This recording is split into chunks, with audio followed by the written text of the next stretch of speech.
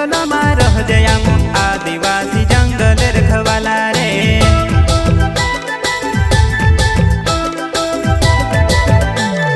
चल जंगल जमीन काज पूजे रे आदिवासी दुनिया ने रखवाला रे।